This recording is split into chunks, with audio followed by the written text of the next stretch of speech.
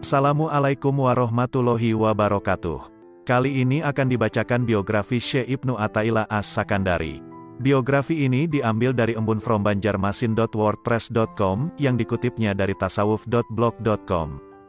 Semoga hikmah mengalir dari uraian yang akan dibacakan, dan semoga kita semua selalu dalam lindungan Allah Subhanahu wa Ta'ala.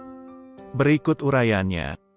Syekh Ibnu Athaillah As-Sakandari, wafat 1309 Masehi, hidup di Mesir di masa kekuasaan dinasti Mamluk.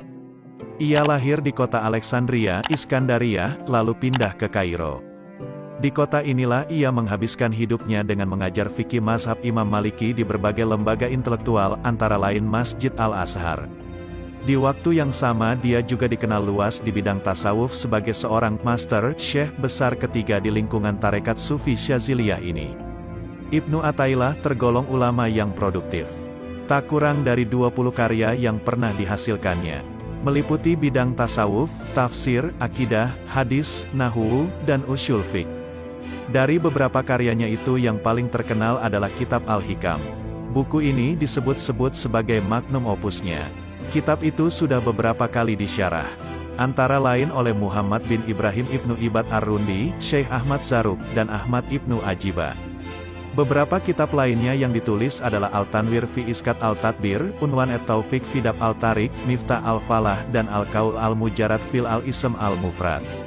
Yang terakhir ini merupakan tanggapan terhadap Syekhul Islam Ibnu Taimiyah mengenai persoalan tauhid. Kedua ulama besar itu memang hidup dalam satu zaman, dan kabarnya beberapa kali terlibat dalam dialog yang berkualitas tinggi dan sangat santun. Ibnu Taimiyah adalah sosok ulama yang tidak menyukai praktek sufisme. Sementara Ibnu Athaillah dan para pengikutnya melihat tidak semua jalan sufisme itu salah, karena mereka juga ketat dalam urusan syariat. Ibnu Athaillah dikenal sebagai sosok yang dikagumi dan bersih. Ia menjadi panutan bagi banyak orang yang meniti jalan menuju Tuhan. Menjadi teladan bagi orang-orang yang ikhlas, dan imam bagi para juru nasihat. Ia dikenal sebagai master atau syekh ketiga dalam lingkungan tarikat Syazili setelah yang pendirinya Abu Al-Hasan Asy-Syazili dan penerusnya, Abu Al-Abbas Al-Mursi. Dan Ibnu Athaillah inilah yang pertama menghimpun ajaran-ajaran, pesan-pesan, doa dan biografi keduanya, sehingga khazanah tarikat Syaziliyah tetap terpelihara. Meski ia tokoh kunci di sebuah tarikat, bukan berarti aktivitas dan pengaruh intelektualismenya hanya terbatas di tarekat saja. Buku-buku Ibnu Athaillah dibaca luas oleh kaum muslimin dari berbagai kelompok, bersifat lintas mazhab dan tarikat, terutama Kitab Al-Hikam yang melegenda ini.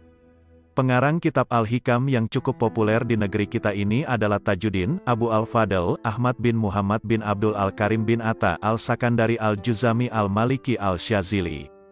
Ia berasal dari bangsa Arab. Nenek moyangnya berasal dari Juzam, yaitu salah satu kabilah Kahlan yang berujung pada Bani Ya'rib bin Qotan, bangsa Arab yang terkenal dengan Arab Al-A'ribah. Kota Iskandariyah merupakan kota kelahiran Sufi besar ini. Suatu tempat di mana keluarganya tinggal dan kakeknya mengajar. Kendatipun namanya hingga kini demikian harum, namun kapan Sufi agung ini dilahirkan tidak ada catatan yang tegas. Dengan menelisik jalan hidupnya, Dr. Taftazani bisa menengarai bahwa ia dilahirkan sekitar tahun 658 sampai 679 Hijriah. Ayahnya termasuk semasa dengan Syekh Abu Al-Hasan Al-Syadili, pendiri Tariqah Al-Syaziliyah, sebagaimana diceritakan Ibnu Atta dalam kitabnya Latoiful Minan. Ayahku bercerita kepadaku, suatu ketika aku menghadap Syekh Abu Al-Hasan Al-Syazili, lalu aku mendengar beliau mengatakan, "Demi Allah, kalian telah menanyai aku tentang suatu masalah yang tidak aku ketahui jawabannya, lalu aku temukan jawabannya tertulis pada pena, tikar dan dinding." Keluarga Ibnu Atta adalah keluarga yang terdidik dalam lingkungan agama. Kakek dari jalur nasab ayahnya adalah seorang ulama fikih pada masanya. Tajuddin remaja sudah belajar pada ulama tingkat tinggi di Iskandaria seperti Al-Faqih Nasiruddin Al-Mimbar Al-Juzami. Kota Iskandaria pada masa Ibnu Atta memang salah satu kota ilmu di semenanjung Mesir, karena Iskandaria banyak dihiasi oleh banyak ulama dalam bidang fikih, hadis, usul, dan ilmu-ilmu bahasa Arab, tentu saja juga memuat banyak tokoh-tokoh tasawuf dan para aulia solihin. Oleh karena itu tidak mengherankan bila Ibnu Athaillah tumbuh sebagai seorang faqih, sebagaimana harapan dari kakeknya. Namun kefakihannya terus berlanjut sampai pada tingkatan tasawuf. Hal mana membuat kakeknya secara terang-terangan tidak menyukainya. Ibnu Atta menceritakan dalam kitabnya Latoiful Minan bahwa kakeknya adalah seorang yang tidak setuju dengan tasawuf, tapi mereka sabar akan serangan dari kakeknya. Disinilah guru Ibnu Atta, yaitu Abul Abbas Al-Mursi mengatakan, kalau anak dari seorang alim fikih Iskandariyah, Ibnu Attailah, datang ke sini, tolong beritahu aku. Dan ketika aku datang, Al-Mursi mengatakan, malaikat Jibril telah datang kepada Nabi bersama dengan malaikat penjaga gunung ketika orang Quraisy tidak percaya pada Nabi. Malaikat penjaga gunung lalu menyalami Nabi dan mengatakan, wahai Muhammad, kalau engkau mau, maka aku akan timpakan 2 gunung pada mereka. Dengan bijak Nabi mengatakan, tidak, aku mengharap agar kelak akan keluar orang-orang yang bertauhid dan tidak musyrik dari mereka. Begitu juga, kita harus sabar akan sikap kakek yang alim fikih, kakek Ibnu Attailah, demi orang yang alim fikih ini. Pada akhirnya Ibnu Atta memang lebih terkenal sebagai seorang sufi besar. Namun menarik juga perjalanan hidupnya, dari didikan yang murni fikih sampai bisa memadukan fikih dan tasawuf. Oleh karena itu buku-buku biografi menyebutkan riwayat hidup Attailah menjadi 3 masa. Masa pertama. Masa ini dimulai ketika ia tinggal di Iskandaria sebagai pencari ilmu agama seperti tafsir, hadis, fikih, usul, nahwu dan lain-lain dari para alim ulama di Iskandaria. Pada periode itu beliau terpengaruh pemikiran-pemikiran kakeknya yang mengingkari para ahli tasawuf, karena kefanatikannya pada ilmu fikih. Dalam hal ini Ibnu Attailah bercerita, dulu aku adalah termasuk orang yang mengingkari Abu Al-Abbas Al-Mursi, yaitu sebelum aku menjadi murid beliau. Pendapat saya waktu itu bahwa yang ada hanya ulama ahli zahir, tapi mereka ahli tasawuf mengklaim adanya hal-hal yang besar, sementara zahir syariat menentangnya. Masa kedua. Masa ini merupakan masa paling penting dalam kehidupan sang guru pemburu kejernihan hati ini. Masa ini dimulai semenjak ia bertemu dengan gurunya, Abu Al-Abbas Al-Mursi tahun 674 Hijriyah, dan berakhir dengan kepindahannya ke Kairo. Dalam masa ini, sirnalah keingkarannya ulama tasawuf. Ketika bertemu dengan Al-Mursi, ia jatuh kagum dan simpati. Akhirnya ia mengambil tarikah langsung dari gurunya ini. Ada cerita menarik mengapa ia beranjak memilih dunia tasawuf ini. Suatu ketika Ibnu Atta mengalami goncangan batin, jiwanya tertekan. Dia bertanya-tanya dalam hatinya, apakah semestinya aku membenci tasawuf?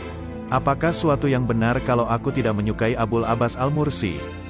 Setelah lama aku merenung mencerna, akhirnya aku beranikan diriku untuk mendekatnya, melihat siapa Al-Mursi sesungguhnya, apa yang ia ajarkan sejatinya. Kalau memang ia orang baik dan benar maka semuanya akan kelihatan. Kalau tidak demikian halnya, biarlah ini menjadi jalan hidupku yang tidak bisa sejalan dengan tasawuf. Lalu aku datang ke majelisnya. Aku mendengar, menyimak ceramahnya dengan tekun tentang masalah-masalah syara. Tentang kewajiban, keutamaan dan sebagainya. Di sini jelas semua bahwa ternyata Al-Mursi yang kelak menjadi guru sejatiku ini mengambil ilmu langsung dari Tuhan. Dan segala puji bagi Allah, Dia telah menghilangkan rasa bimbang yang ada dalam hatiku. Maka demikianlah, ketika ia sudah mencicipi manisnya tasawuf, hatinya semakin tertambat untuk masuk ke dalam dan lebih dalam lagi. Sampai-sampai ia punya dugaan tidak akan bisa menjadi seorang sufi sejati kecuali dengan masuk ke dunia itu secara total, menghabiskan seluruh waktunya untuk sang guru dan meninggalkan aktivitas lain. Namun demikian ia tidak berani memutuskan keinginannya itu kecuali setelah mendapatkan izin dari sang guru Al-Mursi. Dalam hal ini Ibnu Attailah menceritakan, aku menghadap guruku Al-Mursi, dan dalam hatiku ada keinginan untuk meninggalkan ilmu zahir. Belum sempat aku mengutarakan apa yang terbersit dalam hatiku ini, tiba-tiba beliau mengatakan, di kota Kous aku mempunyai kawan namanya Ibnu Naasi. Dulu dia adalah pengajar di Kous dan sebagai wakil penguasa. Dia merasakan sedikit manisnya tarikah kita. Kemudian ia menghadapku dan berkata, Tuanku, apakah sebaiknya aku meninggalkan tugasku sekarang ini dan berkhidmat saja pada Tuan? Aku memandangnya sebentar kemudian aku katakan, tidak demikian itu tarikah kita. Tetaplah dengan kedudukan yang sudah ditentukan Allah padamu. Apa yang menjadi garis tanganmu akan sampai padamu juga. Setelah bercerita semacam itu yang sebetulnya adalah nasihat untuk diriku, beliau berkata, Beginilah keadaan orang-orang Al-Siddiqin. Mereka sama sekali tidak keluar dari suatu kedudukan yang sudah ditentukan Allah sampai Dia sendiri yang mengeluarkan mereka. Mendengar uraian panjang lebar semacam itu aku tersadar dan tidak bisa mengucapkan sepatah kata pun. Dan Alhamdulillah Allah telah menghapus angan kebimbangan yang ada dalam hatiku. Sepertinya aku baru saja melepas pakaianku. Aku pun rela tenang dengan kedudukan yang diberikan oleh Allah. Masa ketiga. Masa ini dimulai semenjak kepindahan Ibnu Atta dari Iskandariyah ke Kairo. Dan berakhir dengan kepindahannya ke Haribaan Yang Maha Kasih pada tahun 709 Hijriyah. Masa ini adalah masa kematangan dan kesempurnaan Ibnu Athaillah dalam ilmu fikih dan ilmu tasawuf. Ia membedakan antara uzlah dan kholwah. Uzlah menurutnya adalah pemutusan hubungan maknawi bukan hakiki, lahir dengan makhluk, yaitu dengan cara sisalik orang yang uzlah selalu mengontrol dirinya dan menjaganya dari perdaya dunia. Ketika seorang sufi sudah mantap dengan uzlahnya dan nyaman dengan kesendiriannya, ia memasuki tahapan halwah. Dan halwah dipahami dengan suatu cara menuju rahasia Tuhan. Kholwah adalah perendahan diri di hadapan Allah dan pemutusan hubungan dengan selain Allah Subhanahu wa Ta'ala. Menurut Ibnu Athaillah, ruangan yang bagus untuk berhalwah adalah yang tingginya setinggi orang yang berkholwat tersebut. Panjangnya sepanjang ia sujud, luasnya seluas tempat duduknya. Ruangan itu tidak ada lubang untuk masuknya cahaya matahari, jauh dari keramaian, pintunya rapat dan tidak ada dalam rumah yang banyak penghuninya. Ibnu Athaillah sepeninggal gurunya Abu Al-Abbas Al-Mursi tahun 686 Hijriyah, menjadi penggantinya dalam mengembangkan Tariqah Syaziliyah. Tugas ini ia emban di samping tugas mengajar di kota Iskandariyah. Maka ketika pindah ke Kairo, ia bertugas mengajar dan ceramah di Masjid Al-Azhar. Ibnu Hajar berkata, Ibnu Athaillah berceramah di Azhar dengan tema yang menenangkan hati dan memadukan perkataan-perkataan orang kebanyakan dengan riwayat-riwayat dari salafus soleh, juga berbagai macam ilmu. Maka tidak heran kalau pengikutnya berjubel dan beliau menjadi simbol kebaikan. Hal senada diucapkan oleh Ibnu Taghribaradi. Ibnu Athaillah adalah orang yang soleh, berbicara di atas kursi Azhar, dan dihadiri oleh hadirin yang banyak sekali. Ceramahnya sangat mengena dalam hati. Dia mempunyai pengetahuan yang dalam akan perkataan ahli hakikat dan orang-orang ahli tarikah. Termasuk tempat mengajar beliau adalah Madrasah Al-Mansuriyah di Hay Al-Sogoh. Beliau mempunyai banyak anak didik yang menjadi seorang ahli fikih dan tasawuf, seperti Imam Taqiyuddin Al-Subki, Ayat Tajuddin Al-Subki, pengarang kitab Tobaqo Al-Syafi'iyah Al-Kubro. Karya. Sebagai seorang sufi yang alim, Ibnu Atta meninggalkan banyak karangan sebanyak 22 kitab lebih. Mulai dari sastra, tasawuf, fiqh, nahwu, mantik, falsafah sampai hitobah. Kitabnya yang paling masyhur sehingga telah menjadi terkenal di seluruh dunia Islam ialah kitabnya yang bernama Hikam, yang telah diberikan komentar oleh beberapa orang ulama di kemudian hari dan yang juga telah diterjemahkan ke dalam beberapa bahasa asing lain, termasuklah bahasa Melayu dan bahasa Indonesia. Kitab ini dikenali juga dengan nama Al-Hikam Al-Ataiyah. Untuk membedakannya dari kitab-kitab lain yang juga berjudul Hikam. Karomah Ibnu Athaillah. Al-Munawi dalam kitabnya, Al-Kawakib Al-Duriyah mengatakan, Syekh Kamal Ibnu Humam ketika ziarah ke makam wali besar ini membaca surat Hud sampai pada ayat yang artinya, di antara mereka ada yang celaka dan bahagia. Tiba-tiba terdengar suara dari dalam liang kubur Ibnu Athaillah dengan keras. Wahai Kamal, tidak ada di antara kita yang celaka. Demi menyaksikan karomah agung seperti ini, Ibnu Humam berwasiat supaya dimakamkan dekat dengan Ibnu Athaillah ketika meninggal kelak. Di antara karomah pengarang kitab Al-Hikam adalah, suatu ketika salah satu murid beliau berangkat haji. Di sana si murid itu melihat Ibnu Athaillah sedang tawaf. Dia juga melihat sang guru ada di belakang makam Ibrahim, di Mas'a dan Arafah. Ketika pulang, dia bertanya pada teman-temannya apakah sang guru pergi haji atau tidak. Si murid langsung terperanjat ketika mendengar teman-temannya menjawab tidak. Kurang puas dengan jawaban mereka, dia menghadap sang guru. Kemudian pembimbing spiritual ini bertanya, siapa saja yang kamu temui? Lalu si murid menjawab, Tuanku, saya melihat tuanku di sana. Dengan tersenyum Al-Arif Billah ini menerangkan, orang besar itu bisa memenuhi dunia. Seandainya saja wali kutub dipanggil dari liang tanah, dia pasti menjawabnya. Pandangan tentang makam sufi.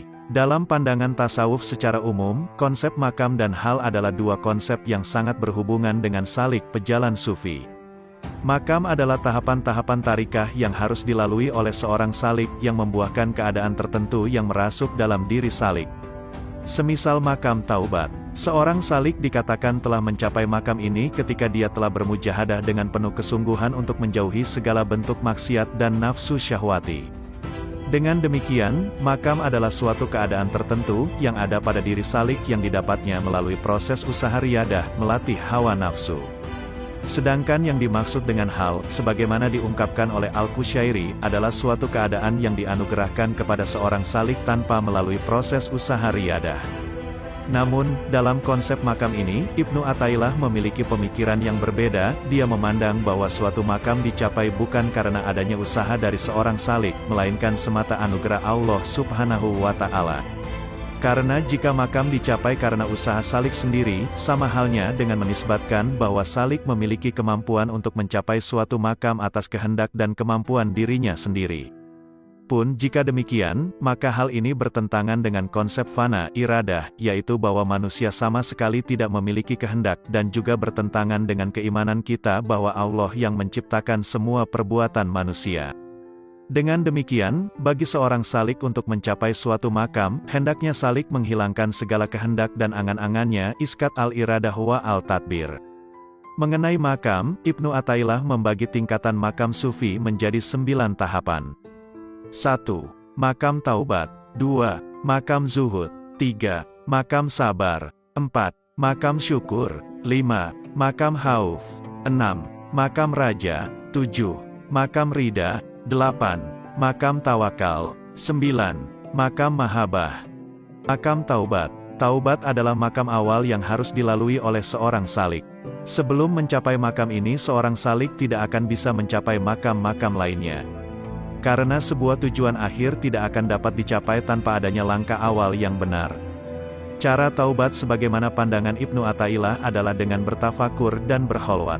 Sedang tafakur itu sendiri adalah hendaknya seorang salik melakukan introspeksi terhadap semua perbuatannya di siang hari. Jika dia mendapati perbuatannya tersebut berupa ketaatan kepada Allah, maka hendaknya dia bersyukur kepadanya. Dan sebaliknya, jika dia mendapati amal perbuatannya berupa kemaksiatan, maka hendaknya dia segera beristighfar dan bertaubat kepadanya. Untuk mencapai makam taubat ini, seorang salik harus meyakini dan mempercayai bahwa iradah kehendak Allah meliputi segala sesuatu yang ada, termasuk bentuk ketaatan salik, keadaan lupa kepadanya, dan nafsu syahwatnya, semua atas kehendaknya. Sedangkan hal yang dapat membangkitkan makam taubat ini adalah berbaik sangka, husnu az-zon, kepadanya. Jika seorang salik terjerumus dalam sebuah perbuatan dosa, hendaknya ia tidak menganggap bahwa dosanya itu sangatlah besar sehingga menyebabkan dirinya merasa putus asa untuk bisa sampai kepadanya. Makam zuhud. Dalam pandangan Ibnu Athaillah, zuhud ada dua macam, zuhud akhir jali seperti zuhud dari perbuatan berlebih-lebihan dalam perkara halal, seperti makanan, pakaian, dan hal lain yang tergolong dalam perhiasan duniawi. Dan zuhud batin khafi seperti zuhud dari segala bentuk kepemimpinan, cinta penampilan zahir, dan juga berbagai hal maknawi yang terkait dengan keduniaan.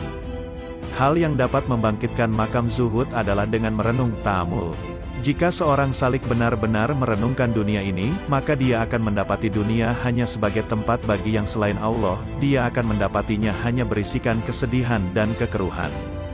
Jikalau sudah demikian, maka salik akan zuhud terhadap dunia. Dia tidak akan terbuai dengan segala bentuk keindahan dunia yang menipu.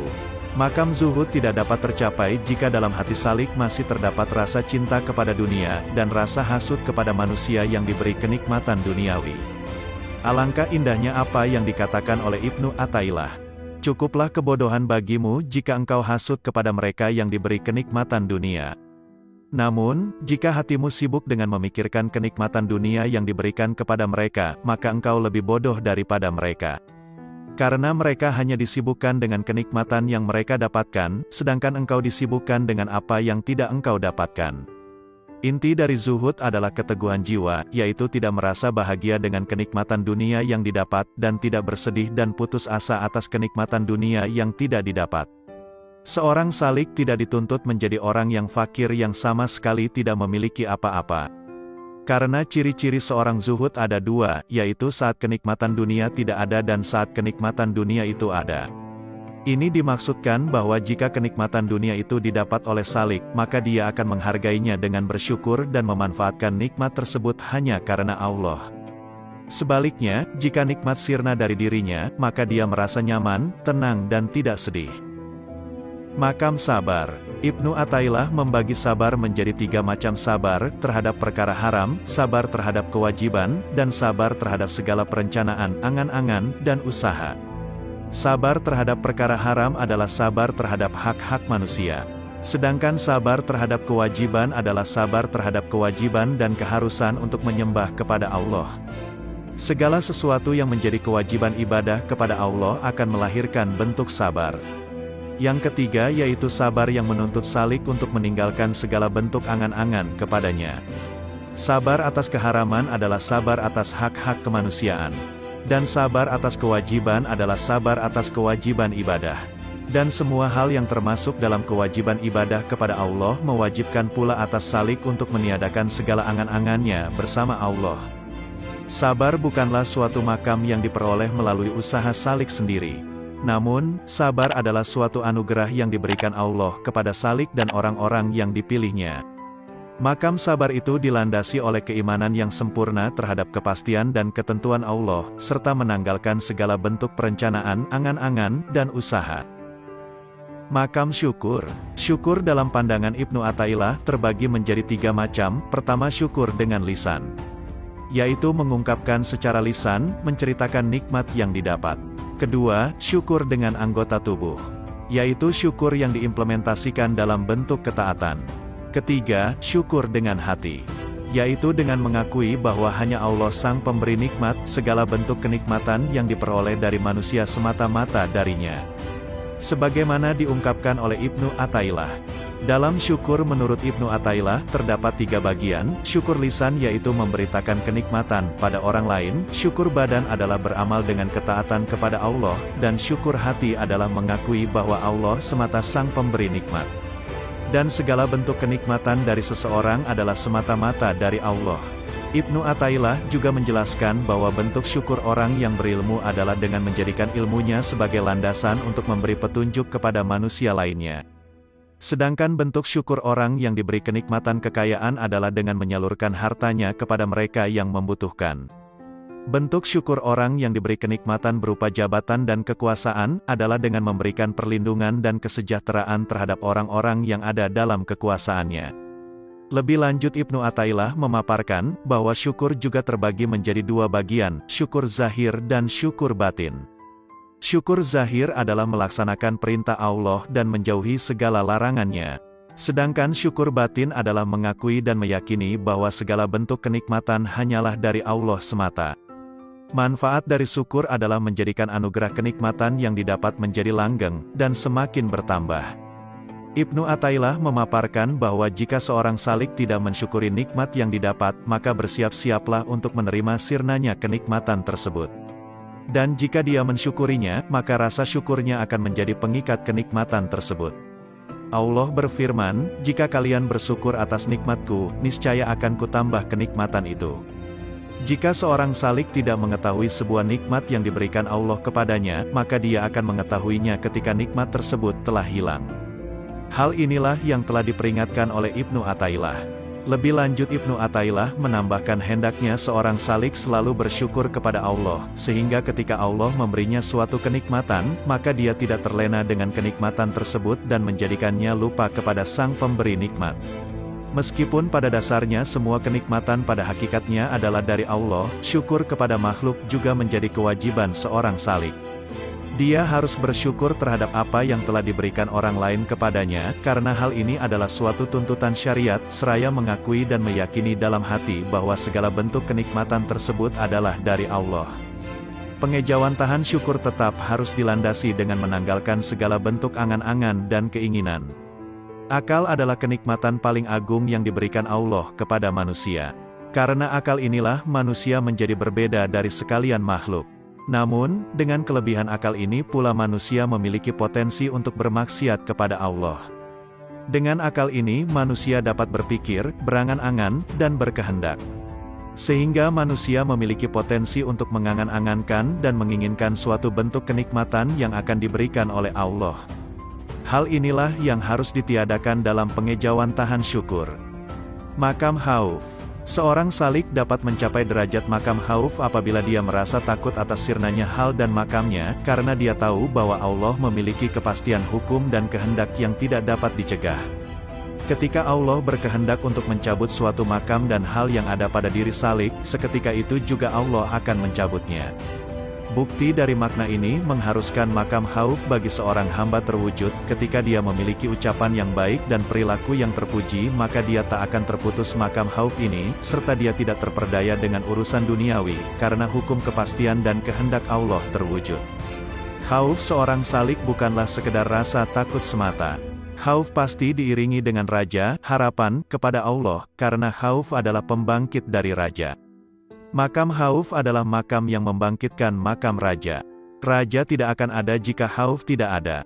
Ibnu Athaillah menyatakan bahwa jika salik ingin agar dibuka baginya pintu raja, maka hendaknya dia melihat apa yang diberikan Allah kepadanya berupa anugerah makam, hal dan berbagai kenikmatan yang dia terima. Jika dia ingin agar terbuka baginya pintu khauf, maka hendaknya dia melihat apa yang dia berikan kepadanya berupa peribadatan dan ketaatan penuh padanya. Sebagaimana diutarakan oleh Ibnu Athaillah, jika engkau ingin agar Allah membukakan bagimu pintu raja, maka lihatlah segala sesuatu yang diberikan Allah kepadamu. Dan jika engkau ingin agar Allah membukakan bagimu pintu khauf, maka lihatlah apa yang telah kau berikan kepadanya. Raja bukan semata-mata berharap, raja harus disertai dengan perbuatan. Jika raja hanya berupa harapan tanpa perbuatan, maka tidak lain itu hanyalah sebuah angan-angan atau impian belaka. Dengan demikian wajib bagi seorang salik untuk menyertakan rajanya dengan amal kepatuhan, dan peribadatan yang dapat mendekatkan dirinya kepada Allah secara kontinu.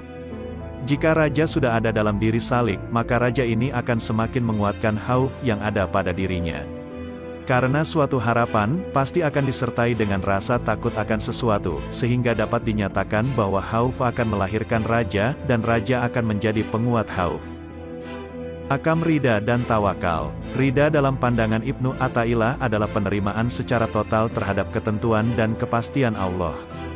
Hal ini didasarkan pada Quran Surah Al-Maidah ayat 119, Allah rida terhadap mereka, dan mereka rida kepada Allah, dan juga sabda Rasulullah.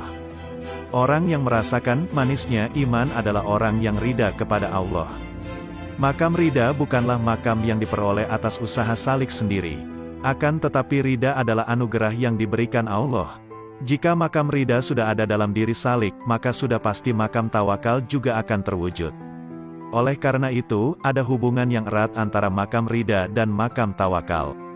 Orang yang rida terhadap ketentuan dan kepastian Allah, dia akan menjadikan Allah sebagai penuntun dalam segala urusannya, dia akan berpegang teguh kepadanya, dan yakin bahwa dia akan menentukan yang terbaik bagi dirinya. Makam tawakal akan membangkitkan kepercayaan yang sempurna bahwa segala sesuatu ada dalam kekuasaan Allah. Sebagaimana termaktub dalam Quran Surah Hud ayat 123, kepadanya lah segala urusan dikembalikan, maka sembahlah dia, dan bertawakallah kepadanya. Sebagaimana makam-makam lainnya, makam rida dan tawakal tidak akan benar jika tanpa menanggalkan angan-angan. Ibnu Athaillah menyatakan bahwa angan-angan itu bertentangan dengan tawakal, karena barang siapa telah berpasrah kepada Allah, dia akan menjadikan Allah sebagai penuntunnya, dia akan berpegang teguh kepadanya atas segala urusannya, dan jika sudah demikian tiadalah bagi dirinya segala bentuk angan-angan.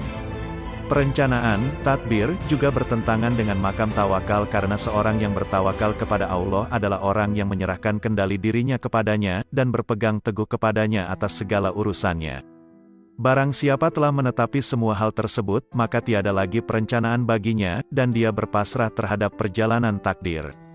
Peniadaan perencanaan, iskat tadbir, juga terkait dengan makam tawakal dan rida. Hal ini jelas, karena seorang yang rida maka cukup baginya perencanaan Allah atasnya.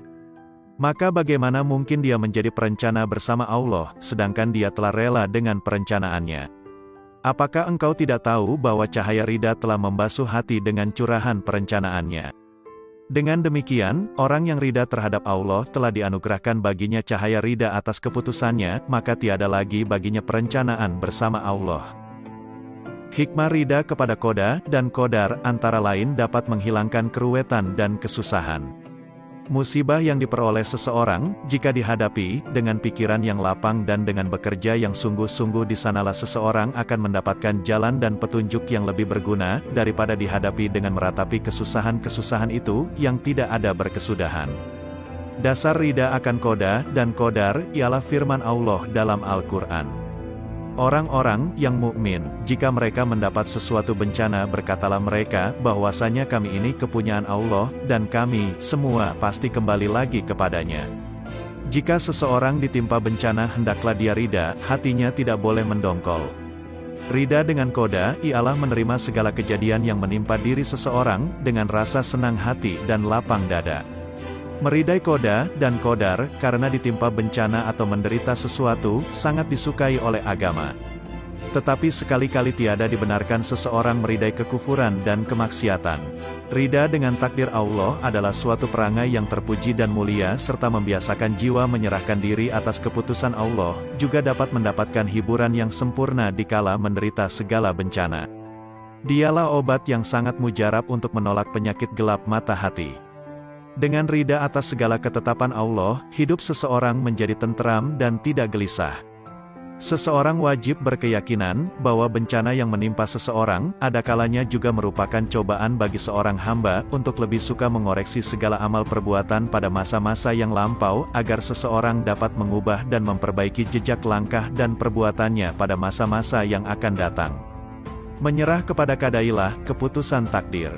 Allah termasuk tidak boleh mengandai-andaikan, misalnya andaikan tadinya dia tidak ikut rombongan ini, barangkali dia tidak termasuk korban kecelakaan ini, sebagaimana firman Allah Subhanahu wa Ta'ala.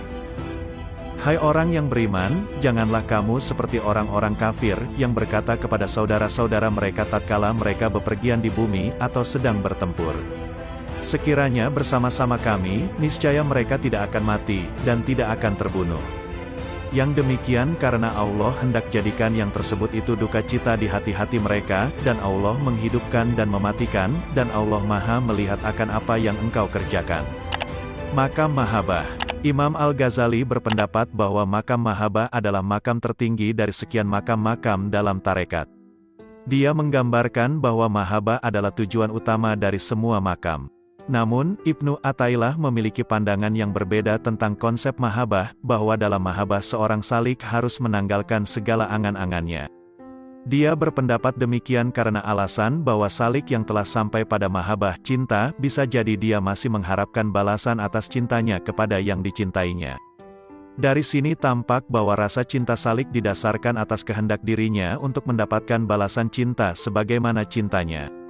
Karena pecinta sejati adalah orang yang rela mengorbankan segala yang ada pada dirinya demi yang dicintainya, dan tidak mengharapkan imbalan apapun dari yang dicintainya, yang dalam konteks ini adalah Allah Subhanahu wa Ta'ala.